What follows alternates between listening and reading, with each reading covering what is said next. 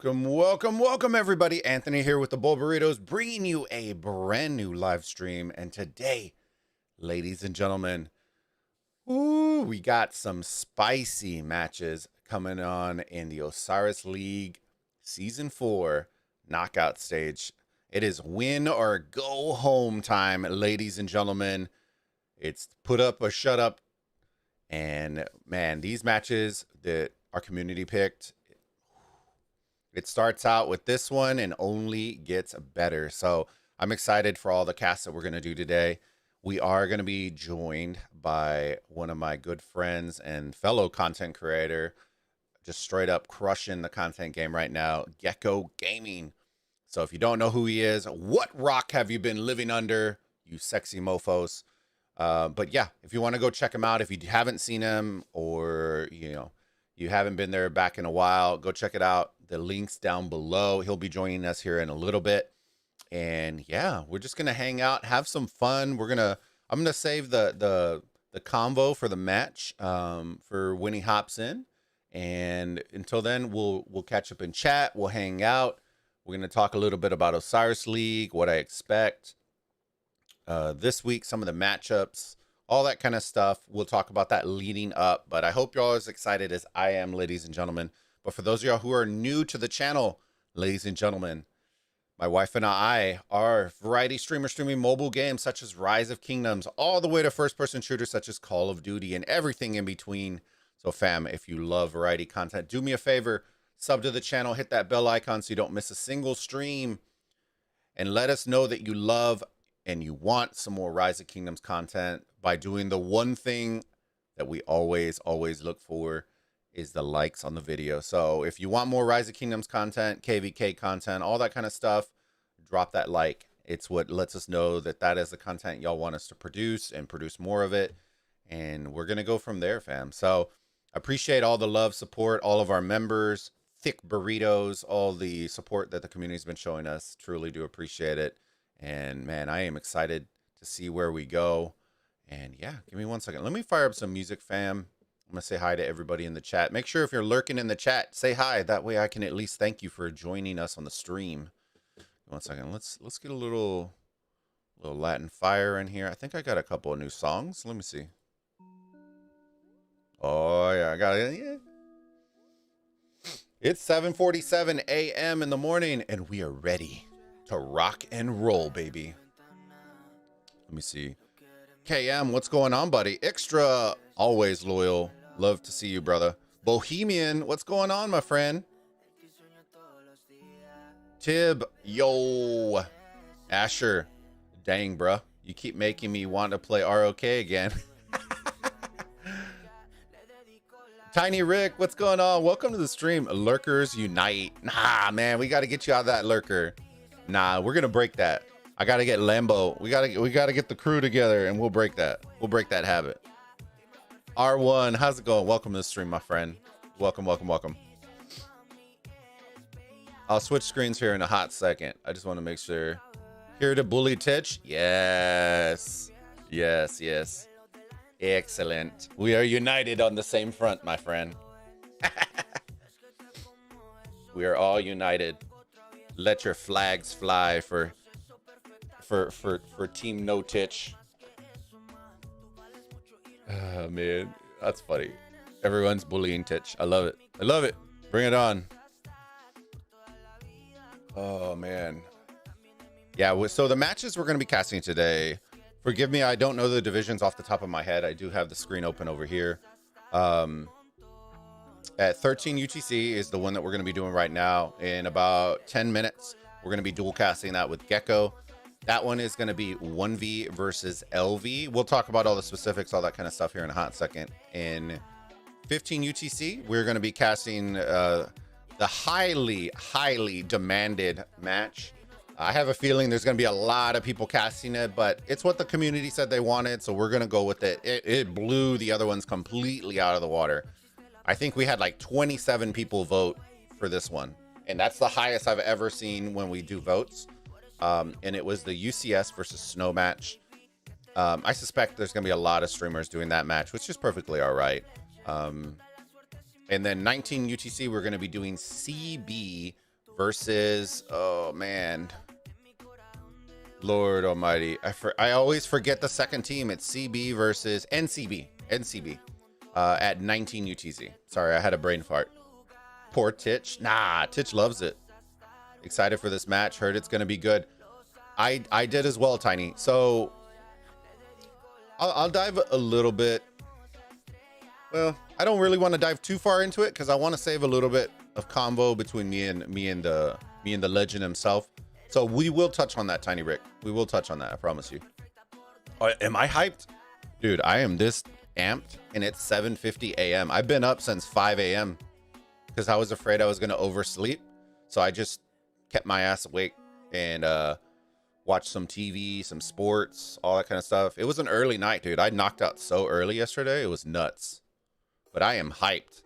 This is when we start. This week and next week sets up the stage for top 32. So it's a win or go home. There is no, oh, we lost, let's come back. Like, you either win or you go home. That's it. And that tends to bring the intensity out, especially in our 15 UTC Snow versus UCS match. I don't think they're going to hold anything back. I think you're going to see them shoot their best shot. If they got to heal 30 mil, they're going to heal 30 mil. If they're going to Zenos everywhere, they aren't holding anything back, is what I think you're going to see, which is why I'm interested to watch. Now, keep in mind. There he is. Okay. He might be pulling feeds from mine, but we'll see. I just saw that Gekko went live.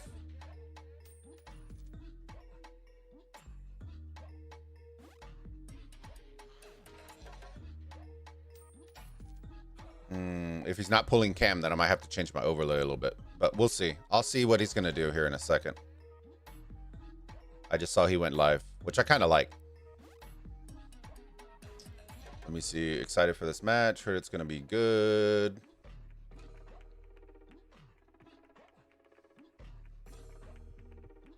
NCB. Yeah, dude. Extra. I feel so bad. It's nothing against NCB. I'm just trying to remember like 30 different things. What division is C9N in? C9N. I have them on my thing. Give me 1 second. C9N is on.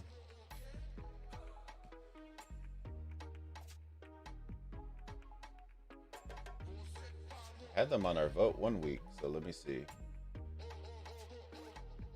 I don't think we pulled any of their matches because they've been in some blowout matches, so it's kind of like, it's kind of tough to put them up. Honestly, I'm not seeing them right here on my list. I'm not sure, but I'm not sure. I would have to dive into that. If somebody knows, let me know in the chat. I don't have them on my thing because I think their division was pretty much chalked.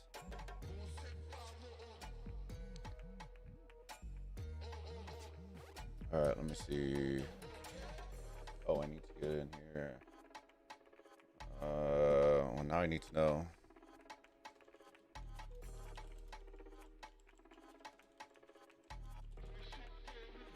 I'm asking him real quick.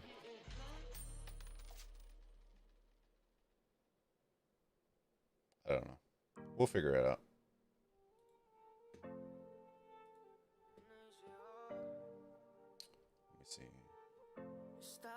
I'll go here. All right, let me catch up. I'm not sure on the C9N one. We can look up. If somebody knows, then let me know in the chat, and we'll go from there. Excited for this match. I'm at the deli right now, getting a breakfast sandwich and some Red Bull. Dang, dude, what sandwich you getting, bro? The wife always likes like the bagels, like those bougie ass bagels. You know what I'm talking about? The bougie bagels that have like salmon and like asparagus, and I'm just like, what? Yeah, I have a match at 19 UTC. Ooh, who you playing, R1? Who you playing against? Beautiful morning, dude. I haven't even gone outside. I just went to go do all that. Whom versus K56 tonight? Ooh, I like. That's a nice one. That's a good one. K56 are good in KVK. I don't know. I haven't seen them play Arc, but I know they're very, very organized. Let me see. Donovan, what's going on, buddy? Their match today should be interesting. C9N versus WL. Okay. There you go. You planning on covering Whom versus 56 game at 19? No, we do ours based on votes for the community. So if you want a voice in the if you want a voice in it, then you just need to hop on our Discord and vote. That's how we do it. Our community votes on which matches we do. So follow that link, add the Rise of Kingdoms role, and then I always tag everybody for y'all to be able to choose. So C9N are drained of troops. Yeah, but I'm sure they'll train some. I'm not really worried about them. WLN could be drained of troops too. They fought 254. So Jerry Love, hi, how's it going? Welcome back to the stream, my friend.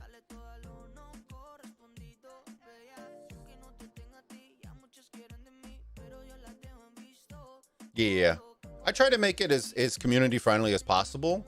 So the stuff that y'all want to see is the stuff that I want to cast. So that's why I tend to do, prior to top 32, I tend to go based on what the community wants. In top 32, I usually do the same thing, but I put a little asterisk next to it. And if I need to veto it, then I will veto it. If I know that this match will be better than the one that's voted on, then I veto it.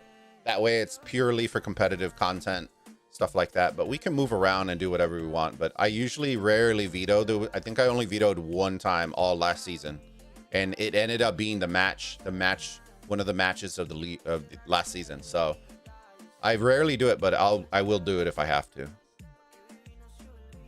Gaudy 903, nice. Well, good luck, my friend. Good luck. Wait for match. LOL. Yeah, we're what, about 4 minutes? I guess we'll flip over and we'll just look at it. I don't know where my boy's at, but we'll just flip over right now. Flex your bicep. Bro, I ain't trying to break the camera, bro. You don't look at this. I'm not even flexing, and look, I got them thick arms. Look at that. I ain't even flexing. I'm not gonna hurt y'all. I don't want to hurt y'all. You know what I mean? This might get too hot.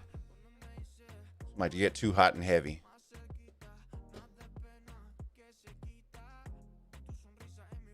We'll leave it. If I need to remove the cam, then I'll remove the cam. I thought we were gonna pull cams. So if we're not pulling cams, then I'm not super worried about it.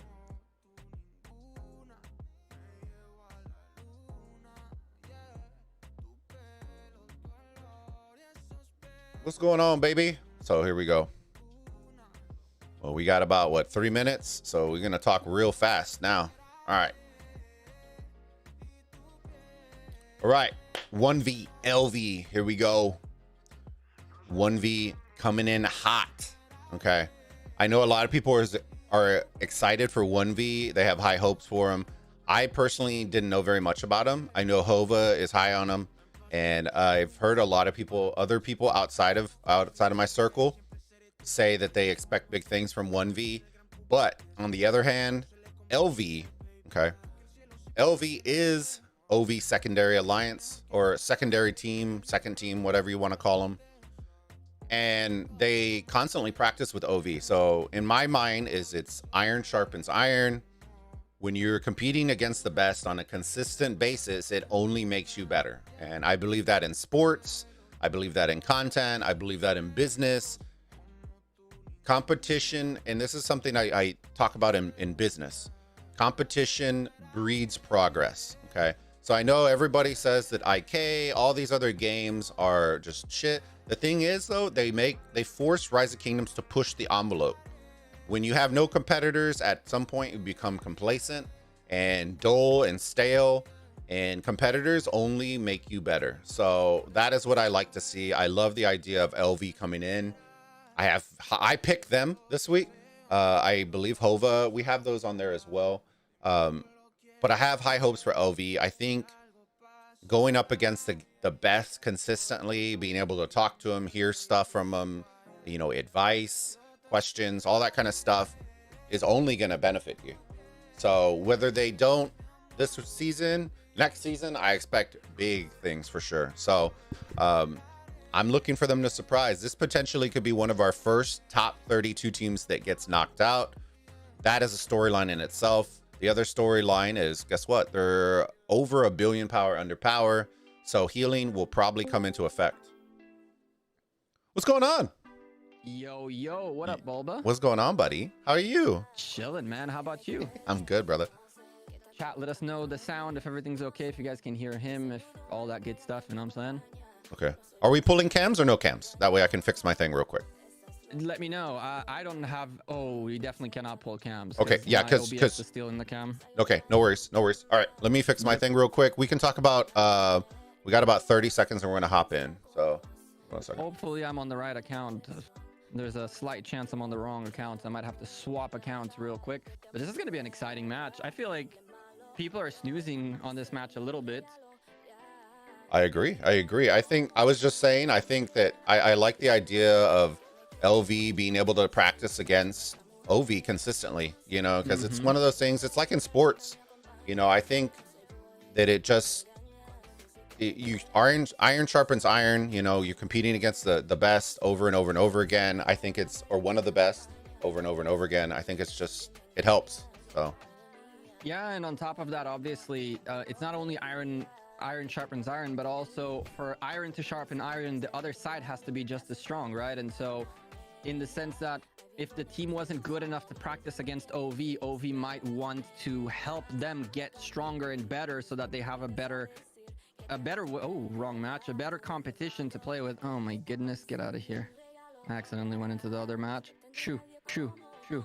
All this intro stuff is so annoying. I don't want to see the building. I don't want to see the people. Let me go. Oh my goodness. Road to championship. What the frick? Exit. Thank you. All of this to get into the one damn match. 1v. Bam. Here we go. And again, get to see this dumb stuff. Do.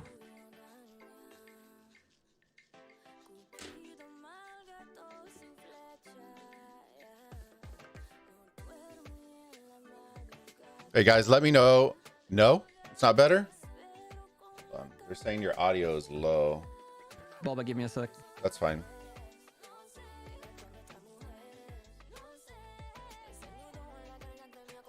Oh, new graphics. New graphics. Road to the championship. I like this. This is nice. We're going to watch this. There you go. And then at the very end, we'll show off all the players. Don't know if it's just me. Good for me too. Okay.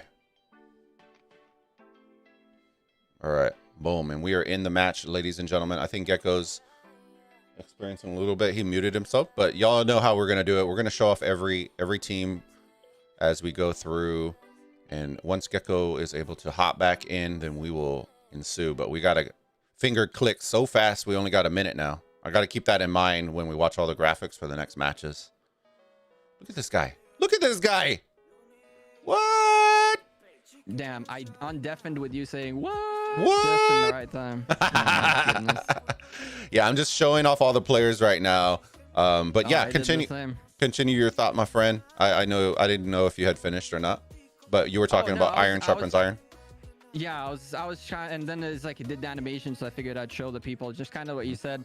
I think that OV have an interest in making LV stronger so that they have someone to practice with more often, right? I feel like that would make a lot of sense.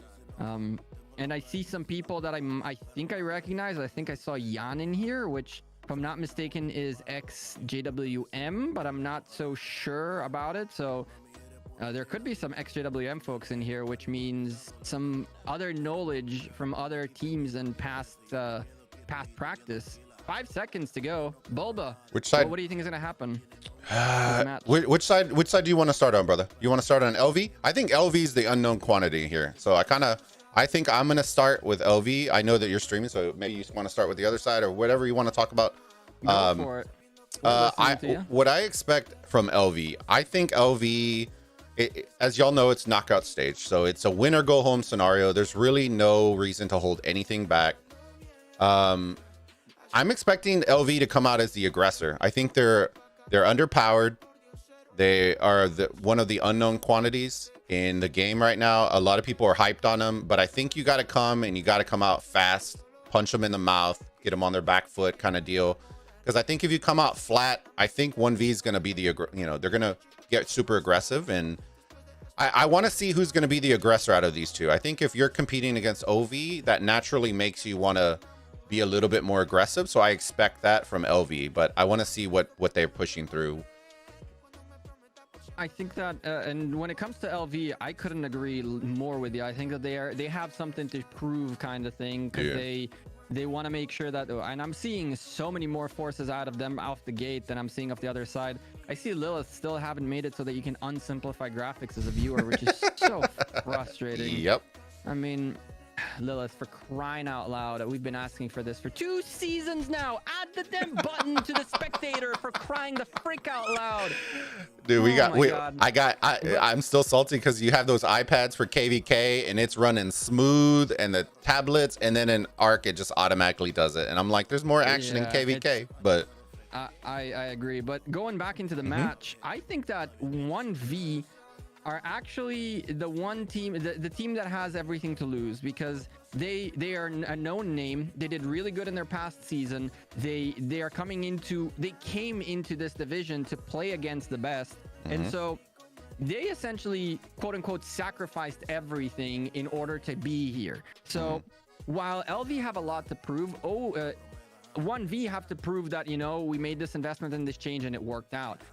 I honestly think that because of the way the Koreans play Arc a little bit more differently, I think we're going to be seeing a lot of different rotations that we don't see in even Chinese or Western Arc of Osiris type of gameplay. You can see a stupendous amount of OV players going straight towards the Desert Altar of LV, and it is early, of course. LV are going to show up for this as well. But these are the kinds of behaviors that we don't necessarily see in this kind of a magnitude out of the rest of the teams that play in this league. So this is going to be like Chinese way of playing Osiris League versus Korean way of playing Osiris League, and I think it's going to be really exciting.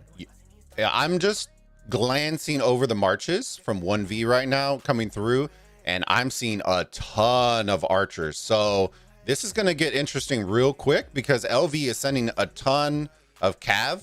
So this could be, you know, this could get very dicey very quick. So that's where I think they're all going to be pushing. It's going to be on the 1V Desert Altar top side. And we're going to see Cavs, archers, you know, it should be in favor from the marches that I've seen in favor of the Cav, because, you know, the ones they're sending the tanky Saladins, they're sending some Attilas, and they're going to go against a bunch of archers. But I can tell you that there are archers out there that will clap some Cav, but I don't know about if you're getting swarmed down like that, but we'll see. We're going to pay attention. I didn't see too many Artemisias, which would be the one. You're looking at the wrong side, that's for sure. The bottom side for LV, they sent all of their Artemisias to the bottom.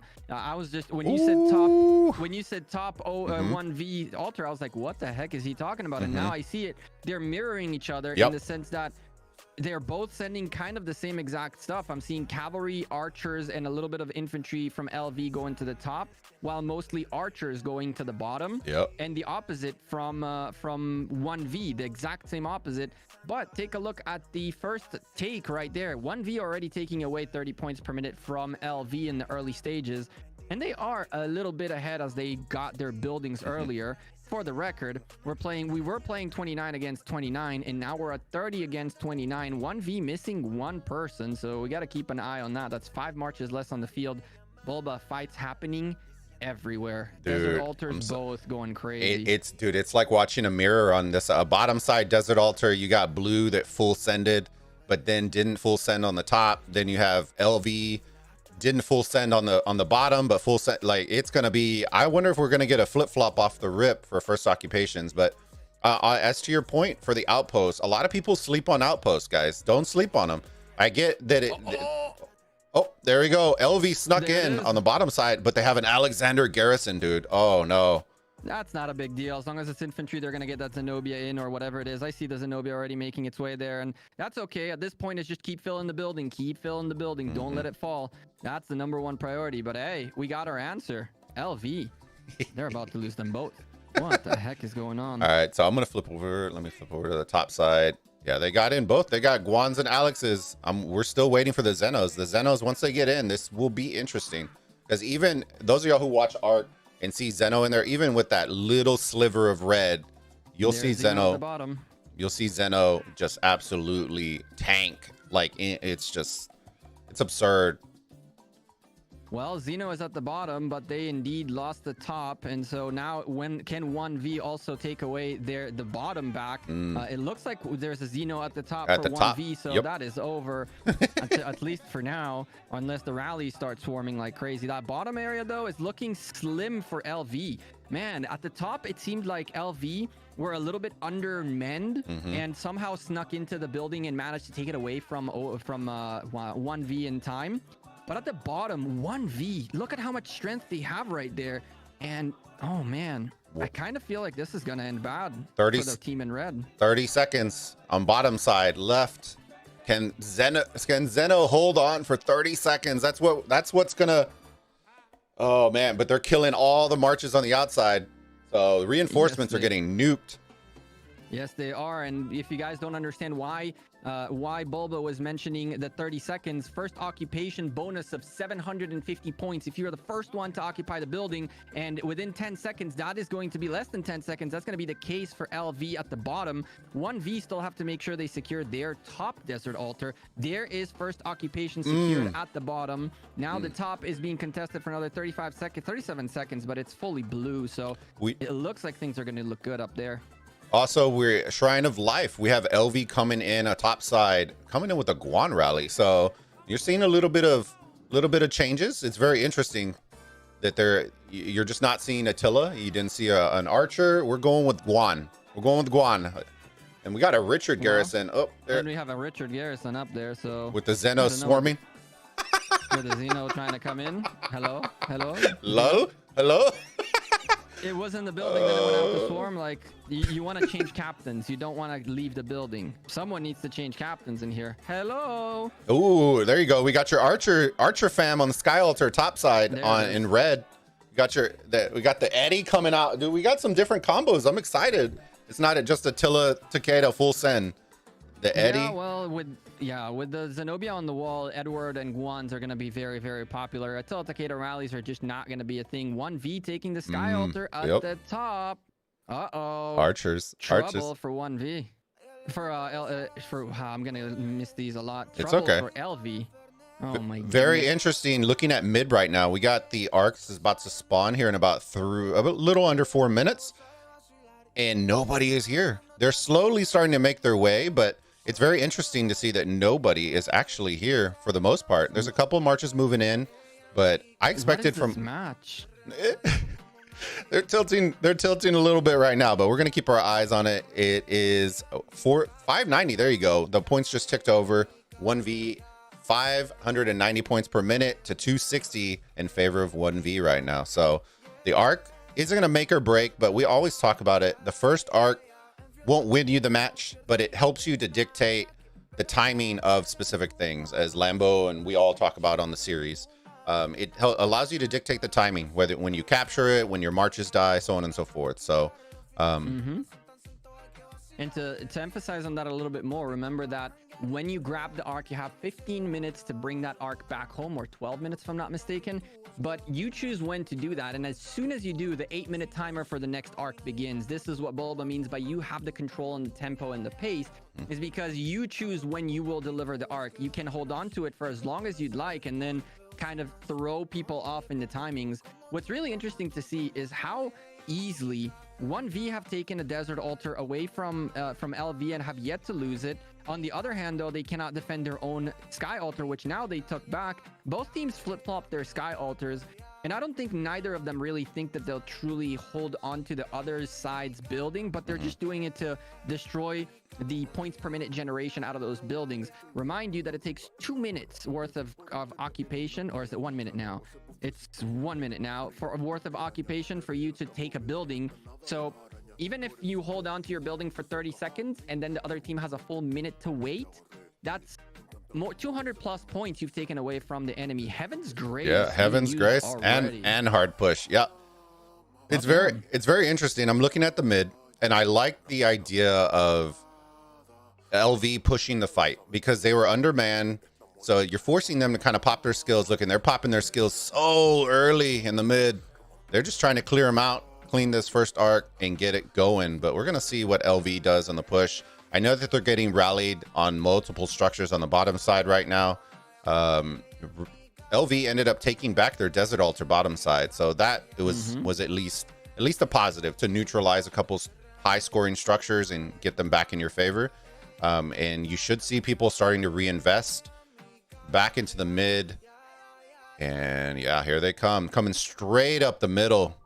Look at that train of marches coming straight up the middle on the side of red. Yeah, I see both red and blue, by the way, have a train coming in. But remember that red already popped their skills and blue have not just yet. So keep that in mind. And the one thing that needs to be mentioned here is the timings of things, because we talk about how timing is important. For LV to take their Desert Altar back when they did is exactly what they need, because it was just at the right time for them to get their building and go to fight in the middle and not have to worry about a building that is ticking for points for the other team. They pretty much evened it out to 590, 590 for this middle fight, which is usually the way you counter the middle.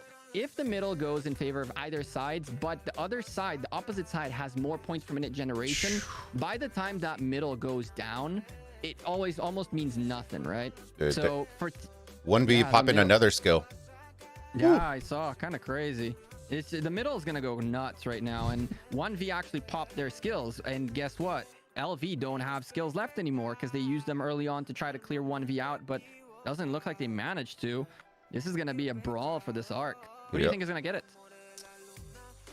I always tend to lean more towards the team that's the aggressor in mid, because I feel like the aggressors are the ones that tend to push the envelope. So you can, for those of y'all who aren't familiar with watching mid games, it all comes down to like it's almost like tug of war. You're trying to pull or drag your enemy onto their side so that you're forcing them to have to push through in order to get to the arc carrier. But look if you're watching mid, look at the path of that arc carrier has in the backside of that, because all the fights are taking place on the enemy side of the field, which is what you're trying to do. If you're coming in late, then that's perfectly all right, but you need to try your best to drag those marches to the enemy side. That way that arc carrier who grabs it, and they grab it from the side. Oh no. For those of y'all who don't understand, go ahead. Yeah, You're good. Go ahead. Continue. The one thing I never like is when people grab it from the side, they don't realize the additional time that it takes if you would have grabbed it from the back and then just instantly turned. There's about a 10 to 15 second difference between grabbing it from the side and grabbing it from the back and just turning around. So that's why in those tight arcs, it's very, very important you know where you're grabbing the arc. Correct, but OneV are now making the right play, and that is they're dragging the arc slowly and steadily to their side while cleaning off on the back area. So there's a lot of people trying to grab the arc, and you know, arc carriers is an arc carrier is an important role. It needs to be emphasized, and a lot of teams, the issue with them is that they tend to panic when the arc shows up. It's like grab the arc, grab the arc, grab the arc. So what more than likely happens is the people that hit it from the side are people that just didn't even intend to grab the arc, but it was just get the arc kind of thing. I don't think anyone intends to do it. I think it's more like a situational thing. But hey, OneV, you said the aggressors, but I'm seeing OneV just slowly and steadily making the moves, and I'm only seeing blue in here. I don't see LV almost at all. So they pretty much cleared him out. The aggression was a bit early for LV. I think that they misused their skills. They had the numbers game to be able to get it done earlier without the skills, and then once everybody else popped up, that's when the skills should have been used. OneV recognized that and said, we'll take a beating, bring in more people, and then when the other people show up, we'll pop the skills and destroy things. And it looks like that's what happened. There's an archer carrying the arc, not only an archer, a Nebuchadnezzar. And listen, so many people hate that I say Nebuchadnezzar, but I keep saying it just to tilt people off. Every single time I say it, someone comments on it. Yes, so at this point, I just say it to tilt people off. The things we do for content, right? You got to get that extra comment. Bro, I hate you. Extra comment. Where does he bring a Y from? There is no Y. I'm like, shut up. I just say Nebu because I'm gonna piss everybody off if I try to pronounce it. But it's interesting enough. I like what I'm seeing in the mid. I'm seeing some varying marches now. Now people are starting to bring some Trajans in. So this is going to be very interesting if you see some secret metas start coming out later on in the season where you bring multiple Trajans, similar to Ethels and stuff like that. So I'm going to keep my eyes on that. I did see at least 3 in the mid on the side of OneV, just in that one little skirmish. So that's interesting. Let me see where they're taking I think they are going to cap it on the Shrine of War. So they aren't planning on holding it. I'll tell you what kills me. What kills me is the reason why people are using certain commanders and not like testing them, right? I can tell you that Trajan or Trajan, however you want to call him, is a very, very good commander. And for a good tanking, buffing, debuffing, like someone to be your Ethelfled's friend, we'll call it. Your Ethelfled's friend, Trajan or Trajan, however you want to call him, Whatever. is truly, truly amazing. He's really, really good. He's someone that you can comfortably put an Ethelfled behind and know that you might get targeted, and even if you do, it doesn't really matter. But the reason people are using him now is not because they see how to use them or they tested or they tried, is that they're watching other creators use them, right? Or they're watching other big players use them without necessarily understanding what's going on. But look at the push by LV. They're trying to sneak into this. I hope they left space in the Shrine of War for this archer to come down. Nobody's hitting this Edward. The arc is down. Oy vey. The El How Cid. is a small sliver Edward doing the job? Someone needs to pick up this arc and dip into the Shrine of War. That Shrine of War needs to have space for the march to come in. Hopefully it has space. LV haven't lost this just yet. Nope. They can swarm the hell out of this building. 1V needs to get in and needs to get in now. Hopefully they have space. We're about to find out. There are people hitting this arc carrier non-stop. Where is he going? Hello? Dude, he's in into the building he goes, and here is the Panic, arc panic. capture. Panic. There's the arc capture. 8 minute. Yeah, exactly. Panic. Get in the building. 8-minute counter up on the top left. And here we go again. The cycle begins for the building game, at least for the next 5 minutes. And we got a Guan rally coming in on that structure. Zeno getting hit. I guess they're getting swarmed before the rally comes in. We got a Guan coming through. Definitely not a good idea. Definitely not a good idea. But it's okay. Dude, Jigglypuff. Man, what a legendary name. We got Zeno, Desert Altar, top side. Ooh, I don't think that rally's even gonna get there. The Guan? Oy vey, that Guan rally melted on the way there. Oh my goodness, they just swarmed it and said, see ya to Jigglypuff. I don't know if that was, you know, this, we gotta make a comment about this, right? Because 1V are now posturing power, right? And I think that's a huge mistake. I think that they could have swarmed that rally a little bit and then let it hit the building. At the end of the day, Jigglypuff is now crying home, which is not a bad thing because in 16 seconds, Jigglypuff can relaunch this rally. Remember, this is a game of time. There's no reason to posture forward. If you have all the power 1V had, they should have gotten rid of the open field reinforcements and not the rally and let the rally hit. Drag the rally, drag the time. Look at where you can utilize your enemy against himself. That is the key to success in arc matches. And we can't say much though, because these guys are almost 4,000 points ahead. Oh my goodness, top side Desert Altar Guan getting absolutely nuked again. And on the other side and on the bottom of that, Shrine of War being swarmed like crazy. Zeno holding the door as much as she can, but I mean, I don't know if he's as big as Hodor needs to be able to hold the damn door at this point. Because, man, the swarm is real. But the swarm is getting weaker. Oh, Zeno got kicked out of the building. William in the charge. And come on. Well, there's reinforcements coming in. I was supposed to say, bang, the building goes. But they keep reinforcing it. Come on, hold or don't. But something happened. There's so many red. There's so many red. Hold on. So many red on the way. Yeah. I guess Zenobia wasn't big enough. Alex definitely is to hold the door because he is holding right now. Oh, the rally dying. Oh no, they're gonna hold it. Hold it. The door was held. At the bottom side, there's an attempt by LV to take the Sky Altar, but that rally just went poof and disintegrated. And now all the open field marches are on their way out to 590 to 590, ladies and gentlemen. One teleport available for 1V, who, by the way, got their 30th player in. So we're in a 30 versus 30 right now. Lord knows when that happened, but nonetheless, we're looking at a 4,000 point spread between the team in red and the team in blue. 36 minutes remaining in the match. If y'all think this is over, you guys are out of your minds. This is going to go to the last minute. I have no doubt about that one. The Alex held. I just watched it. The Alex held for that building. Dude. The Alex must hold. Hold the door, Alex. Hold the door.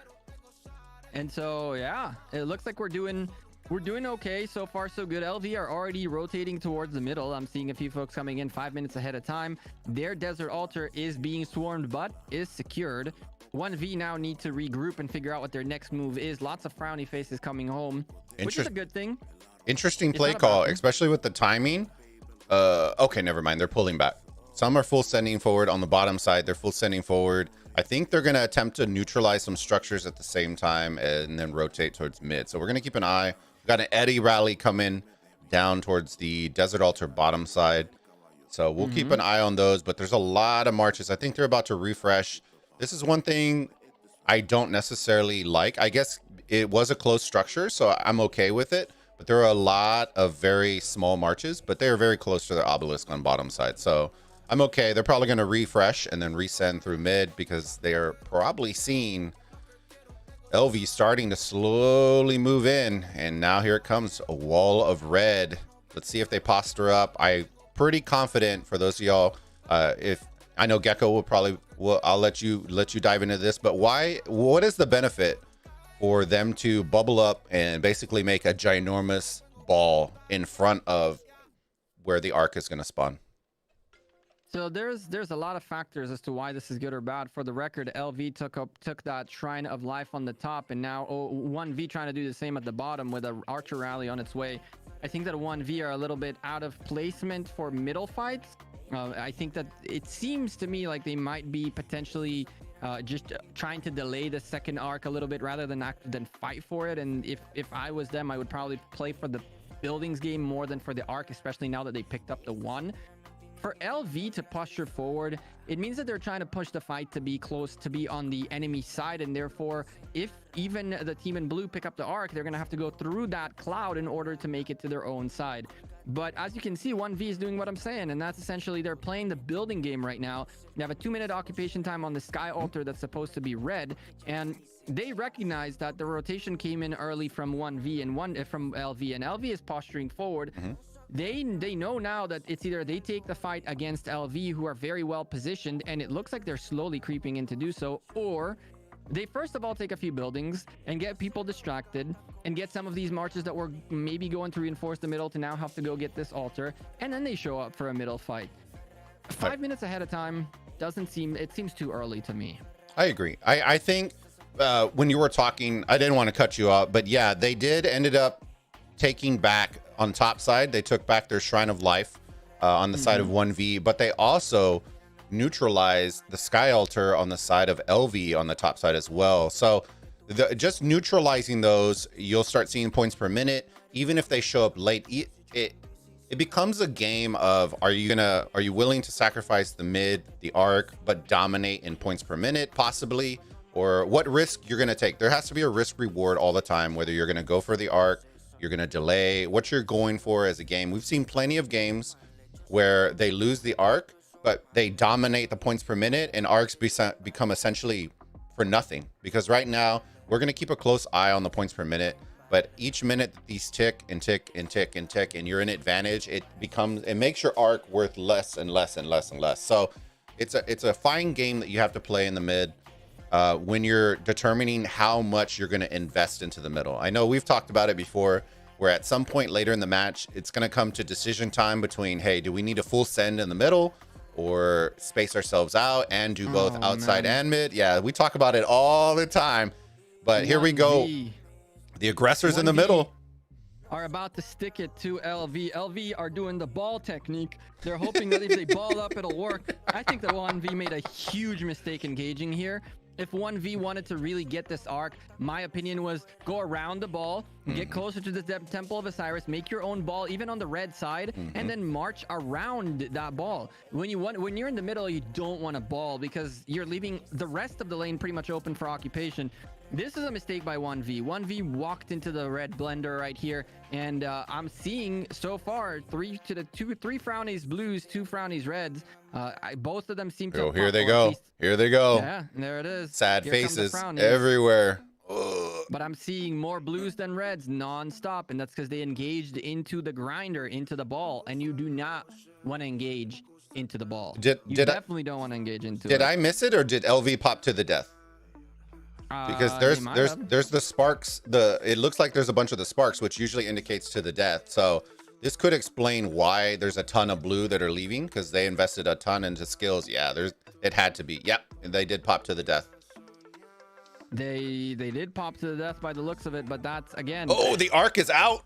It is The running. arc is out, I mean, of course, they 1V played into LV's hand essentially, and that is they balled up and they're like, cool. This is what I was talking about earlier about showing power. You don't want to be the guy who's swinging his PP around because you think it's bigger. You want to be the person that's carefully maneuvering every move. And I'm seeing a lot of blues still, by the way, so this is not over by any means of the imagination. But 1V could have literally circumvented that ball, put themselves in, even on the side of the arc, as a ball themselves, gotten the arc, marched it together, and now LV have to aggress into 1V's positioning. Look at the change, though. Yes, the change happened because the arc is on the red side, so everybody went towards the arc. But, and I'm seeing a lot of reds and very little blues. There are some blue marches in the form of a rally coming in on the side right there. It's a rally that's about to break to reinforce the middle. I don't think 1V have enough left in the tank in here right now to do much in the middle, but I might be wrong. There's more and more marches coming in here. Yeah, there's a rally. They're investing more. The reinforcements are coming. There's a rally coming through the middle too. I want to see people start to break these rallies in the mid. You know, I get the outpost, but rallying an outpost to me, I would rather have those blue troops in the middle fighting for this arc than going for an outpost. I'm pretty sure that the idea was to cancel. I don't know why the rally continued going, but I guess. To the death procced again and a bunch of other skills again. LV pretty much putting everything, all their energy points into this middle fight, which tells you how much they I guess felt threatened by the previous engagement that they had to spend to the death, by the looks of it, twice. Although that doesn't make any sense. Maybe it wasn't to the death that they procced earlier, because they're right now they procced it again, so maybe it wasn't to the death earlier. But I mean, that arc is probably going to go red, and LV making the plays, man. Shrine of Life going in favor of LV at the top. LV also aggressing at the bottom. Sky Altar, which seems to be doing a decent-ish job. No idea yet if this is going to go in their favor or not, but it looks very good, very solid. The middle is unfortunately looking very red, and while 1V are now on their back foot, there are reinforcements coming in by the bucket loads. The problem with reinforcements is that unless they arrive together and attack together, they're going to be very meaningless. You can see right now LV are going to start sniping these marches one by one that are going to try to get into the arc carrier, and this is just going to be a complete waste of time and energy for 1V. Watch these marches just slowly and steadily dissipate into nothing. I think arc carrier once. I think right now they're in the stall game, because if you're looking at points per minute, 1V is leading them, they were leading them. I believe it switched over. Yeah, it just switched over. So they were leading for quite a while. So keep in mind, guys, the second arc is going to be worth 3,500 points. Okay, even if they capture this arc, which if you're LV, you need to capture this. You cannot afford to hold this at this point, because you're no longer in charge of the, where it's shifting. I think the more the points per minute lean into LV, they may consider possibly holding this. But I'm seeing a Cleopatra. You're seeing a killer. I'm seeing a Cleo in the middle. I think this is going to force, I think 1V is essentially trying to stall long enough to force them to have to cap it as fast as possible, because even if they cap this, they're still going to be down almost 2,000 score. So it's basically almost forcing your hand. It's not forcing it to the point where it's immediate danger right now, is if they were able to neutralize or do some other things to benefit it. But look, there's more and more blue marches that are coming and coming. It's the stall game right there. There you go. He died once, but look at the blue marches coming through the mid. I don't know. I'm seeing a Trajan behind a Herald right here. So that's interesting. An interesting play. I see a Herald behind a Constantine too. Sus, very sus. But again, like we mentioned, all I see is blue frownies, right? All I'm seeing is blue frownies. I think they're serving their purpose though, and this is just my opinion. Like I think they understand they may have lost this arc, but they're gonna make it so long in order for them to capture this that the points per minute is what's gonna kill them right here. Now, if you're LV, you need to start neutralizing some stuff, because once again, it just flip-flop. So now it's slightly, even if it's in favor just by ever so slightly, you can't afford for 1V to have it in favor of them. You just can't, because right now this arc is becoming very time consuming. I agree. The time consuming here factor is what 1V is going for, and it looks like they're bringing waves after waves of time consumption in the process. But I'll tell you what, the points per minute game isn't leading in anyone's side too deeply. 10 points for 1v is really nothing spectacular to write home about. They are, however, about almost 4,500 points ahead. It's like now they're 4,500 and some points ahead. And so even if this arc is delivered, there is still going to be a lead for 1v, and there's still going to be a lot of time on the clock, 26 long minutes to figure what the heck to do. And here's the problem for 1v, okay? If they don't figure out how to get that third arc at this point, they're going to be in deep trouble. Yep. They've recognized the timings of LV. They've seen that they can beat them if they show up a little bit earlier, I guess. Ooh, arc carrier is blue, but that's going to be gone in 3, 2, 1. Look at this guy. There it is. Okay, I was close. Wait 2 seconds. It's fine. Not a big deal. But bro, you started anyway. You starting to riot in my chat. You ready? From our stream together. Literally, Lambo comes in and goes, "Where's it at?" Lambo goes, "Bulbaritos is making the call in Discord. Attack the Belisarius." Dude. I know, right? I know, right? Where's the Belisarius on the open field? I'm telling Bulba? you, that's what it is. If you guys don't know, they banned it out. If you guys don't know, we did yesterday a show that Bulba does every week about Arc, and I asked the question: if you can ban 3, we talked about the fact that each team can ban potentially 3 commanders out of the Arc match as like a thing. Like in the beginning of the match, each team picks 2 or 3 that cannot be used by anyone throughout the match. And I asked everybody what were their 3, and Bulbaritos literally says Belisarius is one of his because of an arc carrier. I am seeing arc carriers in here, and I don't see one Belisarius on the field. This man says Belisarius as his ban, chat. And he then goes on to be the most professional arc caster out of all of us. Okay, well, you know how you say Nebuchadnezzar, you know what I'm saying? I just threw Belisarius because I knew it was going to trigger all of y'all. You know what I'm saying? I'm playing. You know what I'm seeing though? I'm seeing 1v carrying the arc back.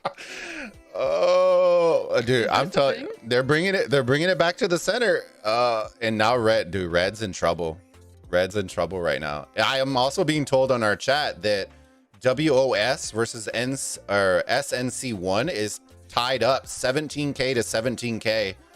SNC1 is the top 32 on that one, so we might see another upset as well. That would be interesting to see. I mean, so far, no, I don't see any upsets yet, but chat on both streams, in the comments in the chat right now, which are the 3 commanders you would ban out of an arc match. You can't use it and the enemy can't either. 3 commanders that would be banned out of a match if you could choose. Titch in here saying William Guan Nebu. Well, I'll take those picks. It's better than he must be watching the Gekko Gaming videos. You know what I'm saying? Exactly. Well, that's how you succeed, right? That's why I don't make them. All right, fam. Don't blame me. Okay. I'm just kidding. Anyway, I am seeing a Zenobia Wuzetian in the middle, so I guess that's something to write about. The meme. And it's actually it's okay. 1v making this extremely difficult. Now 1v are actually doing what they need to be doing. I'm very impressed with how they turned this thing around, because they didn't only delay the life out of this arc and are making it extremely costly to LV to grab it and continually keep reinventing themselves and re-upping their marches in here. They're now in the lead in the points per minute game by 140 points, the folks in 1v. So they're accruing more and more points. They're almost at 5,000 point lead. And that's the kind of stuff that you want to see. They're using their enemies against themselves. They're literally making LV give up everything for this arc with a very insignificant investment by 1v, in my opinion, into this middle fight. I'm only seeing like 10 at a time, 15 at a time marches, which is not the biggest investment, but they are using their marches to grab Shrines of Life, to posture towards the Desert Altar that's about to get murked once this rally comes here. We got a con rally, Shrine of Life, bottom side. You love it. What? You love it. Bottom side, Shrine of Life, rally? con rally. Don't you love them cons? Don't you love them cons? Shout out to con. Shout out to the trash cans, out there. I don't know about the trash can. I mean, if you hit that 30%, he's gonna do a boatload of damage. But yeah, he's as squishy as Jello, so you probably don't want to be doing that. Fat joke, The 2021. Yes, sir. The arc finally broke out, and it's gone. It's still not over, but it is fairly gone. OneV could have decided to give up this Desert Altar to go posture forward towards that arc. And the problem for them is that because they gave up on that arc a little bit too early, their effort in the Desert Altar at the bottom might be in vain, because you can see the middle now, knowing that they have secured the arc, starting to come back into this Desert Altar to protect it. And this K34 rally is doing really good with the swarm on the building, but with the amount of reinforcements coming in, at this stage, you don't even care that it's infantry or not. You just stick troops in the building to just stop the bleeding. If OneV LV doesn't do it, though, it's going to be a big problem. They are doing it slowly and steadily. More marches coming in. That building is probably topped off to the max. Now the swarm is coming in to destroy the rally as well. And bad news bear for LV, for OneV. God damn it, everybody in their Vs. They didn't grab the Desert Altar at the bottom, but hey, the Sky Altar at the top is secured with a Theodora defending it as well, which is not bad. Nothing in there too much. Shout out to the Bay Bars on the open field trying to take the building back. No disrespect to the Bay Bars, you know what I'm saying? You gotta do what you gotta do. The babe, you got the building back. The babe bars. You know what I'm saying? And OneV actually take away the bottom Desert Altar. Yeah. Oh my god. Yeah. Well, but they have limited reinforcements here, so if you're LV, you should just be insta swarming this down, which is what they're doing right now. It should come in. See if the reinforcements can get in before this, but I don't think it's going to make a damn difference. I think, yep, there it goes, and it flips. There was 30 seconds. Now it's 2 minutes to hold back your building. That's 2.5 minutes of points out the window. Oh, we missed it. Sky Altar topside had a eulogy garrison. You love to see it. And of course, the reports are bugged. So, yo, welcome. Hey, eulogy garrisons means OneV grab that Sky Altar once again, and you know what that means, right? Points per minute game is still in their favor massively, 380 points per minute. And now, what's their face? LV have a huge problem, and that's the problem solved. They have to get that arc in. They cannot delay it any longer. They are losing the points per minute game. Even after this arc, they're down by 2,500 points. Terrible, terrible business, and that's not going to get any better for at least another minute or two until they get their buildings back. So OneV, they're swinging everywhere, and I mean, it is working. I feel I don't know what's going to happen here. But they're only up by 2,000, like less than 2,000 points. Like, I'm telling you, for all the swinging they're doing, it's kept them in the lead, but it's not. Bay Bars. That was an Osman. Wow, my brain. Or sorry. But it's not by much. It's not by much. So that's going to be one of those things. If you're swinging for the fences on the side of OneV and LV, you've held out. I'm telling you, this next mid game is going to be insane. If we thought this is the exact scenario that we've talked about, and I know that we talked about it in depth with the JWM too, way back in the day, where do you overinvest in the middle or do you stick with your structure game? Because you can't do both. You can't do both. And I think on the side of LV, if you were LV, would you overinvest in mid, or would you play it a flat game across the board? I do got to give a quick shout out to Pavel, because I got corrected when I said Bay Bars and it was an Osman, and then he goes, always those whales that don't know their epic commanders. That is not a false assessment. It is not a false assessment. But other than that, I think that this is a question of how your provisions are going to look, right? Because at the end of the day, if LV have enough provisions, they can afford to do either and do it successfully. The next arc is going to be worth 4,000 points, and it's coming in about 6 minutes. If it goes in quick enough, there is a slight, very, very slight possibility of one more arc, but it's super, super slim. Like, if this arc pops and they get it back in quick, there's a chance to do the same thing again. I don't think there's even time for that. 4,000 point arc, that means that either LV make it to 27,000 points, or OneV make it to 30,000, which would give them a 7,000 point lead. The building game is still working in the favor of OneV tremendously. So in the 6 minutes until the arc shows up, OneV are going to increase their difference even further. If they have provisions, I would give up on the arc. I would just send a little bit of stuff to piss LV off in the middle, which LV are already committing to the middle 5 minutes and 40 seconds ahead of time. Ugh. But the buildings keep turning blue consistently, and OneV, I think they're making the correct play. I think a lot of people, that when they talk about structures, this is the one mistake that a lot of people make in their minds. They think we need to take it and cap it, and it has to be done. That neutralizing structures is it should be a part of your game plan. If it's not a part of it, timing for neutralizing structures is almost as effective. you, of course, you want ticks, you want points per minute, you want all that. But if you're taking away as much, you know, and not losing, neutralizing becomes a play as well. And I think that's where, if you're LV right now, and I'm going to go on devil's advocate on the other side, if you're LV, I think you need to invest a little bit more into mid than structures, but you have to neutralize some high scoring structures prior to going to the middle. Because the timing has to line up where if you're going to lose in the points per minute, it can't be for 7 minutes. You can't be down by, what are they down by? 400 points per minute for the next 4 minutes. You just can't have that. You got to keep it pretty close to where you're forcing them to have to invest to the middle in order to slow you down. I think if you're on the side of LV. So I wouldn't over in full send into the mid, because OneV has clearly demonstrated that they can easily take a structure. So you can't do that. You have to leave something there for them to contest on the outside. But I do think they do need this arc. You know, I think that's the one thing LV needs. I don't think they're going to beat OneV in the structure game.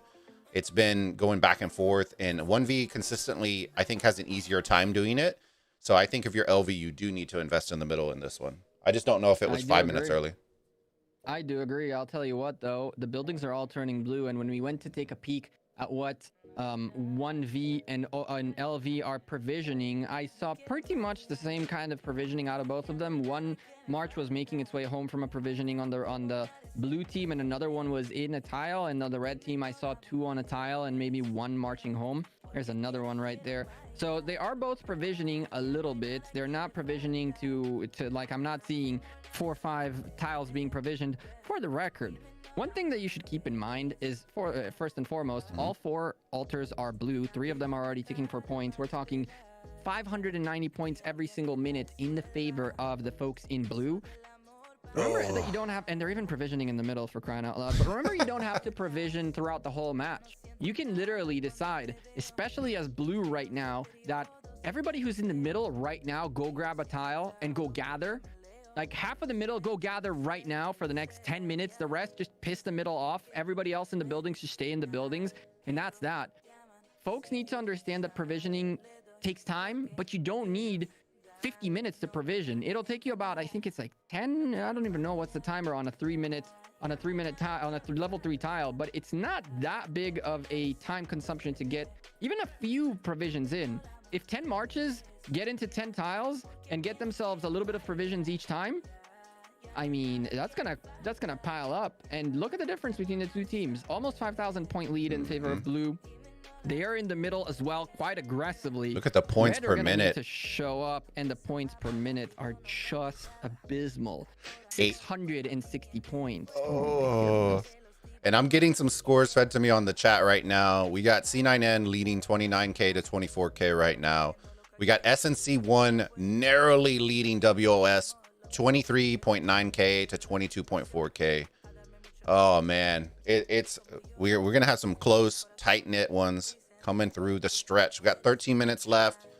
LV balling up. We got two balls coming. Are you ready for the ball fest? The 93 strat. The 93 strat? You remember, what? dude? Oh, I don't know if you saw it when Drago streamed one of the KVKs in 93, and he was so pissed off because they're pushing through the pass, and 93 had 3 balls. Like, they were just balls of marches on the other side of the pass, and there was people getting swarmed down, and the balls never moved. So we call it the 93 ball strat, that just ball up and just stare at each other.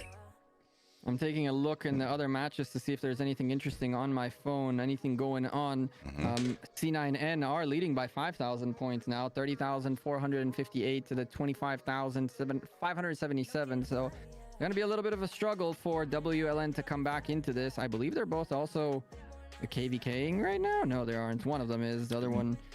No, they're both. They're both. Oh no, they're not against each other. The only ones that would be against each other, I believe, are SX54 and BLN. Those two are going to be going up later on during 15 when you're playing. Which is going to be a crazy, crazy match. WOS are behind by about 2,000 points, 2,600 points right now. The middle fight is here.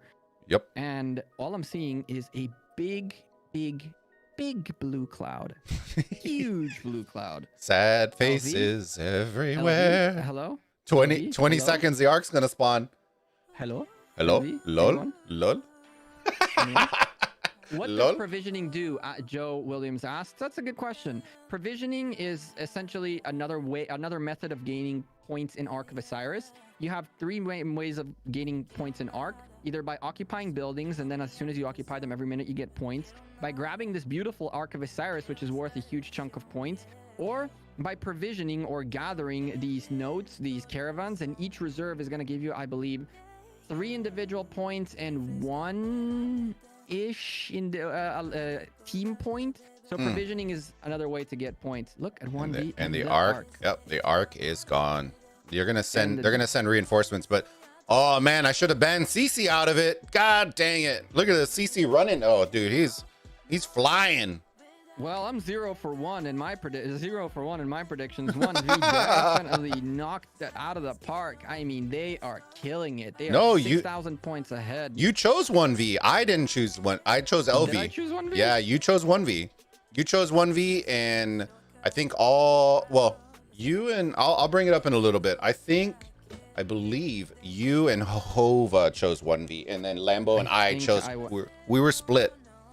And I believe me and Lambo chose LV. So I'll say sure, I was right. Sure, although I don't think that's right. But sure, I was right, I guess. I think I picked LV, but that's okay. Either way, 1V are definitely showing that the pick was them. I mean, that Cao Cao is just running home. And yeah, there is a Saladin pissing it off and a Khan right behind it, but it's doing damage. But there is enough marches coming in to potentially stop the Saladin down a little bit, or just slow him down enough.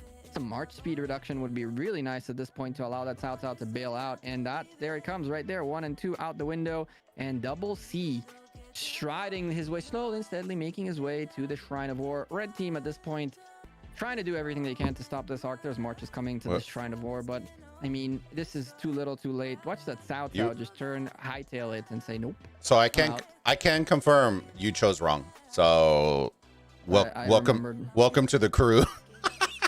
The only one that chose 1V was Hova. Well, we were all on that OV grind, and didn't think that it would look like this. I'm not gonna lie to you. This is not necessarily a team that has been doing Arc long enough to be at that high caliber. I think that they're lacking experience. That is very clear, but that's not a bad thing, right? For a team that's recently been formed, right? The second team coming out of Kingdom of Kingdom 52. I mean, you can't knock them down for it. 1V are extremely good. They showed it last season. They were doing really good. Chat, don't forget, of course, to drop likes on both my stream and on Bulbaritos' stream, because, you know what I'm saying, we here casting, chilling, showing you a match that had a lot of potential, but I do feel like at this point 1V are just pretty much going to run with it. 10,000 points in their favor. 8 minutes remaining in the match. The points per minute are even, so that bleeding is going to stop. Provisions are going to start coming in slowly and steadily, but we saw 1V provisioning too, so... Oh, and they capped it. I really don't know. Yep, they did. There it is. I really don't know. Oy. I don't know what's next for 11,000. Oi. Oi. That's going to be a really hard pill to swallow right there. All right, so from what I'm hearing, SNC1 versus WOS might be the closest one right now, 28K to 24K, but WOS is down, but they own the Arc. 1 second, you have wrong information. WOS are at 29,018, and freaking they're less than 1,000 points between SNC and WOS. Nobody has the Arc. The Arc has been delivered. 7 minutes for that, so no more Arcs.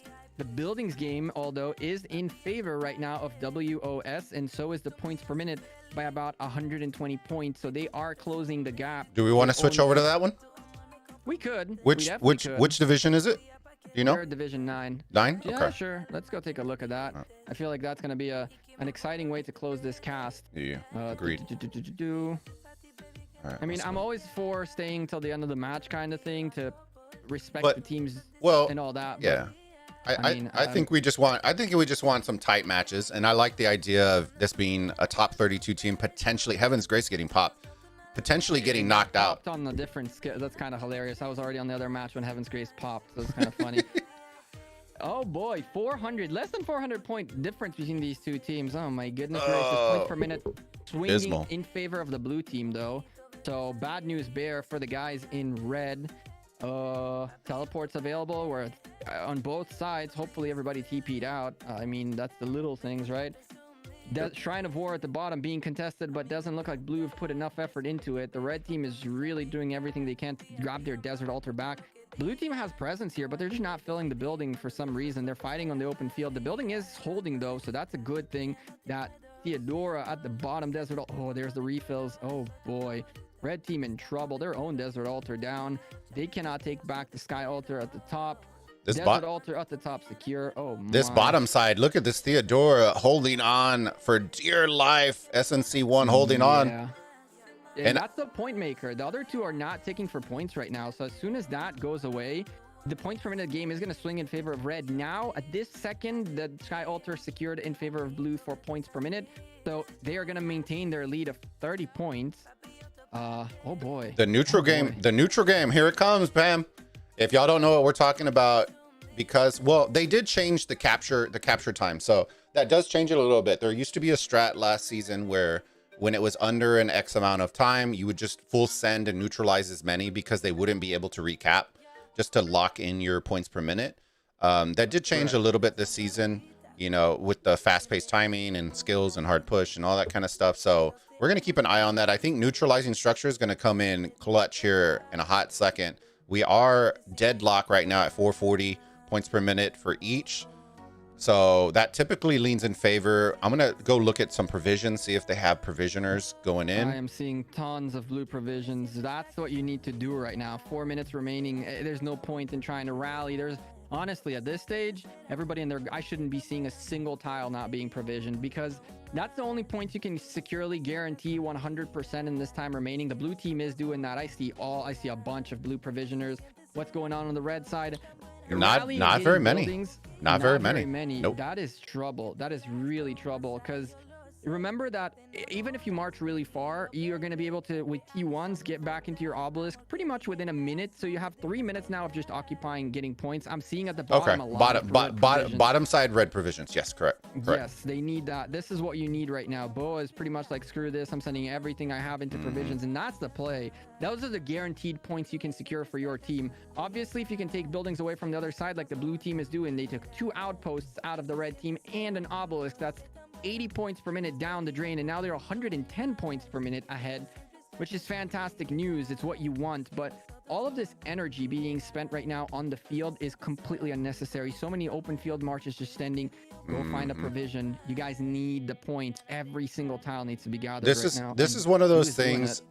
Red on bottom side, Sky Altar is about to get rally, but this is one of those things when you see tiles around here. I know Lambo talked about it in particular. If you see a tile and you're waiting for a rally or you're doing something, get in the tile. You know, it doesn't seem like a lot, but if you're sitting there for 2 minutes, 3 minutes, whatever it is, doing nothing with your march, at least put it in a tile. That way, at least you're actively trying to add on points, because there's a ton of AFK, especially in mid, where you're just standing there. Somebody get in that tile. You know, somebody sit in there. If you're going to sit there for 3-4 minutes, at least do something with it. So time utilization becomes key, especially with provisions, because even when you're not a provisioner, if you're just waiting on the field, you could be doing something. So that's just stay active is what I would say. And this YSS is getting melted. It is, but I don't think it's going to break. There's enough blue people out here that they should be able to hold on to it, hopefully for them. And I'll tell you what, I preached that too, until I got to the point where I was standing on the field and finding myself standing in the open field, not provisioning. It is extremely tough to provision while you're waiting, because there is one tile perhaps nearby if you're lucky, but more often than not, you're waiting in a specific position next to the altar you're garrisoning, next to the building you're defending, or something like that. And having that mindset of going to a tile nearby and coming back in time and timing it is often much harder to actually do than to speak about. And I stopped saying that, because I find myself with 2 marches standing next to the desert altar, because you don't have a true indication on a rally is already being launched at you, a rally is marching towards you. There's so much stuff on the screen that it's extremely tough to time these things. And the provisions are coming in. Big time provisions from the blue team. Look at the gap grow. And on top of that, they took the Shrine of Life at the bottom, 140 points every single minute in their favor. And there's more provisions coming in. Don't think that this is over. I am seeing tons of provisioners walking back. There is 1, 2, 3, 4, 5. They are all coming home. Just like I mentioned to you, a minute and a half, a minute before the match ends. That's when you bring them all home. And look at the provisions jump, 32,000 to the 36,000. And it's going to keep growing. It is going to keep growing for the blue team. A red team is doing their thing too, but they need to be careful, right? You don't want to get caught outside on the tile too late. They have marches coming home as well. The red team, I'm seeing Boa on his way home now. 1, 2 marches still on their way. 4 more gatherers. But blue team definitely focused on the gathering a little bit more. 290 points per minute on their side right now. 5,000. Oh, shit. They're all coming in now. Oh, no. And that is the power. That is the power. Yes, yes. That is the power of provisioning. When you want to know what the difference is, that call had to have been made early and often in order for them to dunk that hard on provision. And I'm telling you right now, that's why a lot of people sleep on provisions. But when you come in and you're going to full swing like that, it's going to come down. Provisions tends to be one of those things that if you sleep on it, you're going to regret it. So I think that's a lot of provision. Before the match ends, 10 minutes before the match ends, you're better off provisioning. That's straight up the truth. And look at the 5,000 point. One more arc showed up in the last minute for the folks in blue. And you know what's left to say, Bulba? GG to both WAS and SNCL, or one. WAS knocked out. Now they have some time to focus on ARC on KVK, which for the record, they are with us in KVK and 401 and doing a fantastic job at the top.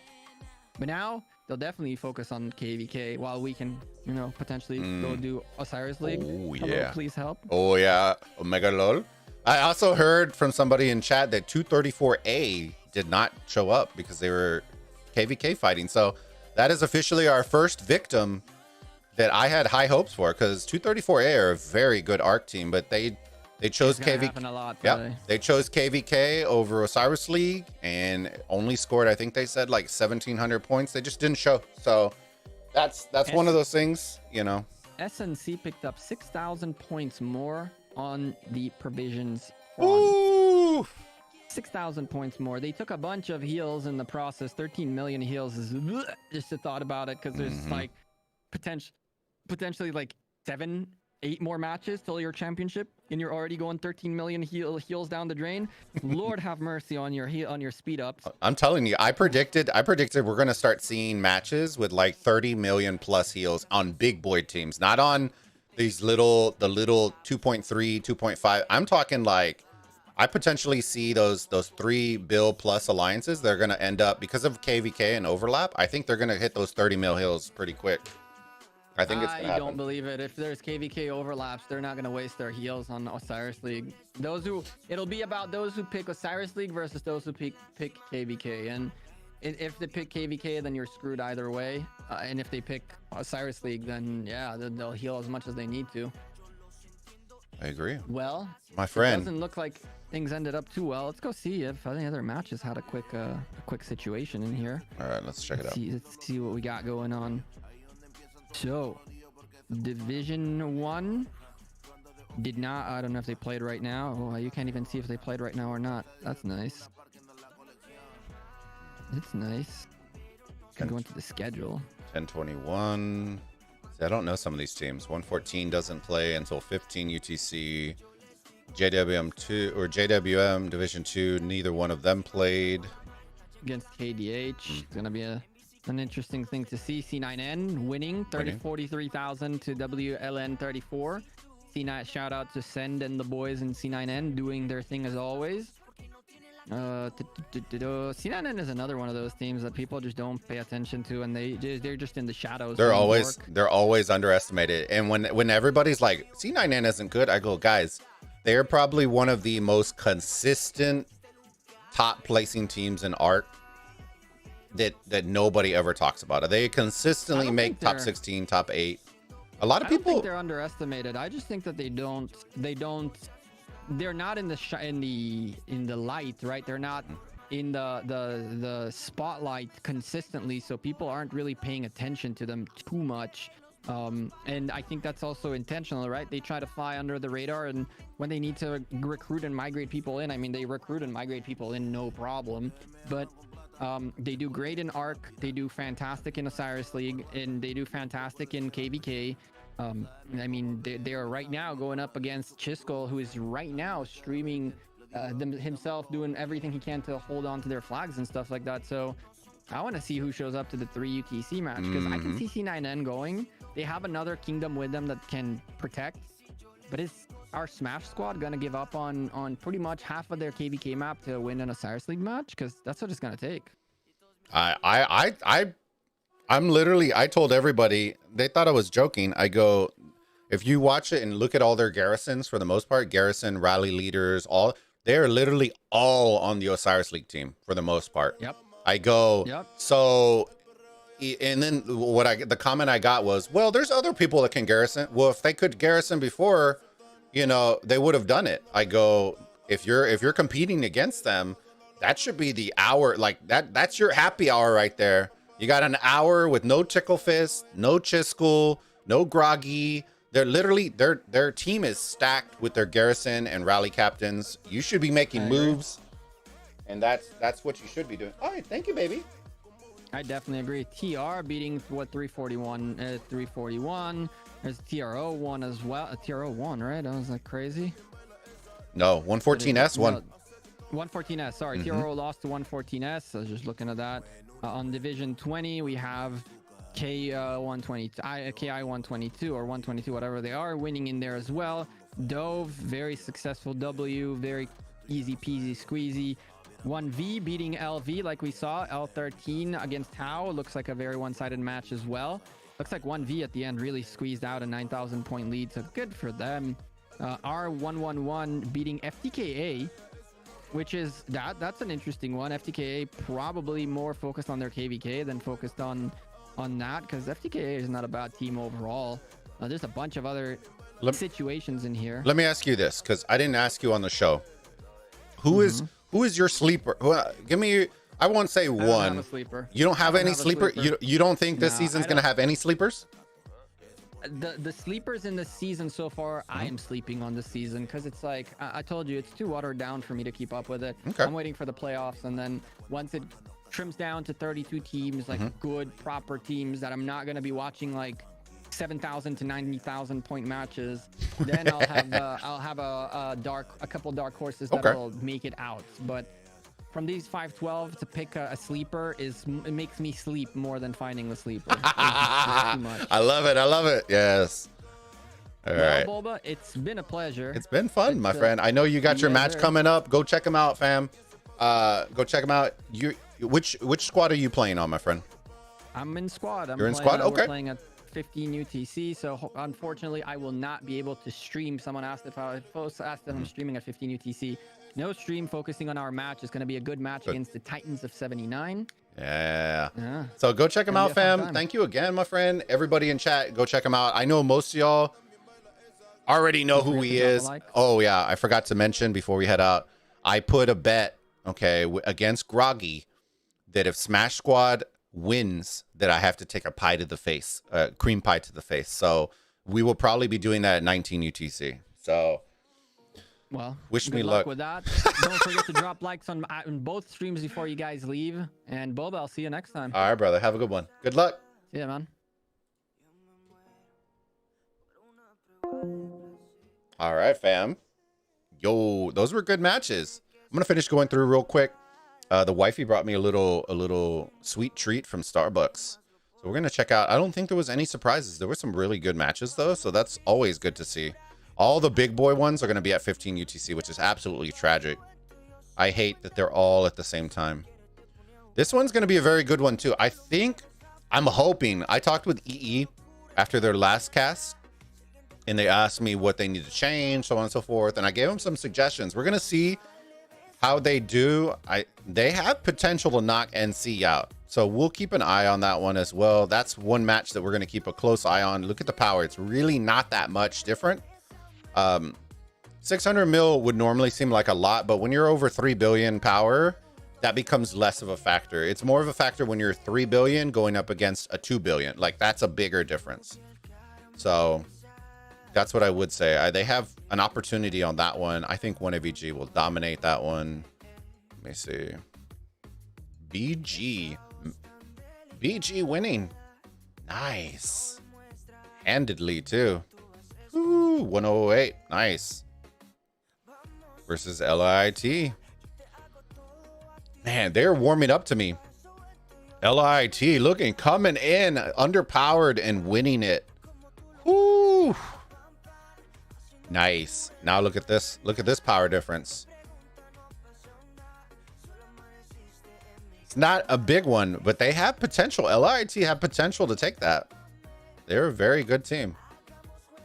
FCN, go GT. My team is still alive, baby. Didn't I choose go GT? I can't remember. I'm excited for it though. So officially, as of right now, in the first match, me, Lambo, Hova, and I are all 0-1 this. No. Lambo, Gekko, and I are all 0-1 thus far this week. The next match will be a bunch at 15 UTC, and then we'll go from there. So it's gonna be good. Uh-oh, gotta catch up in chat real quick. Pinche Groggy. What's going on, Groggy? How are you doing, brother? The power players, Garrison. I'm sure others not in ARC also have Xenowise as Theo. C9N's Kingdom. Both alliances were in ARC. Oh.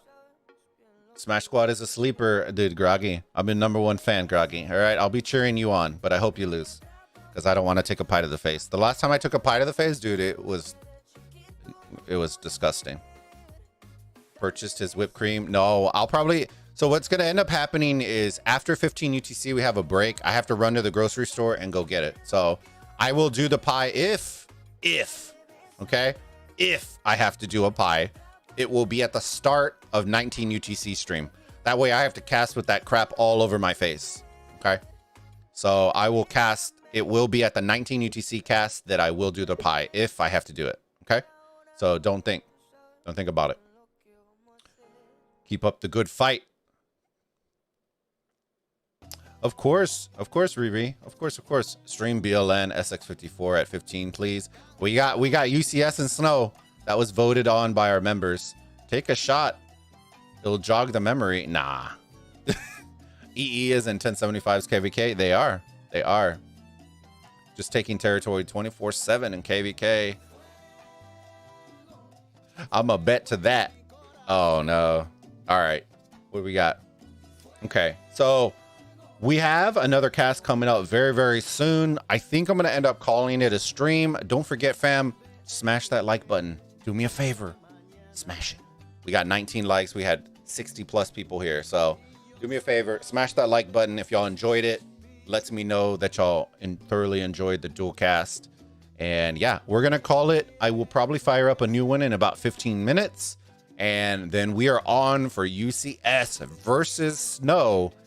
You don't want to miss it. So make sure, fam, you sub to the channel. Hit that bell icon. Join the Discord if you haven't already. And ladies and gentlemen, we'll see y'all in 15 UTC. Groggy, have a fun time, my friend. Okay, have a good time. All right, but we will see y'all here in just a bit. Okay, ladies and gentlemen, I am Anthony with the Bulbaritos, and I will see you all on the next live stream. Bulba out.